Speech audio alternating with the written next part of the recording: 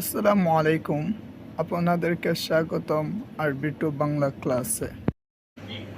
বাংলাতে বলা হয় পেঁয়াজ, আরবিতে বসল। আবারও বলতেছি, বাংলাতে বলা হয় পেঁয়াজ, আরবিতে বসল। বাংলাতে বলা হয় রসুন, আরবিতে তুম। বাংলাতে বলা হয় রসুন, আরবিতে তুম। বাংলাতে বলা হয় গাজর এবং আরবিতে বলা হয় জাজার। বাংলাতে বলা হয় গাজর, আরবিতে বলা হয় জাজার। বাংলাতে বলা হয় ধনিয়া পাতা এবং আরবিতে বলা হয় খুশবারা। বাংলাতে বলা হয় ধনিয়া পাতা, আরবিতে বলা হয় খুশবারা।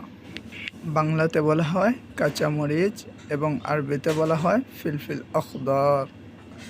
বাংলাতে বলা হয় কাঁচামরিচ, আরবিতে বলা হয় ফিলফিল আখদার।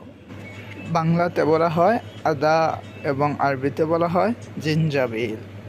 বাংলাতে বলা হয় আদা, আরবিতে বলা হয় জিঞ্জাবিল। বাংলাতে বলা হয় টমেটো এবং আরবিতে বলা হয় টমাটো।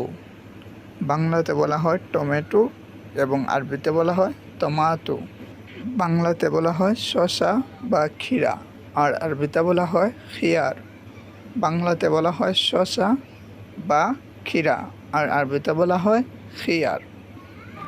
বাংলাতে বলা হয় লেবু এবং আরবিতে বলা হয় লেমন। বাংলাতে বলা হয় লেবু এবং আরবিতে বলা হয় লেমন। এরকম আরও ভিডিও পাওয়ার জন্য আমাদের সাথে থাকেন। ওকে।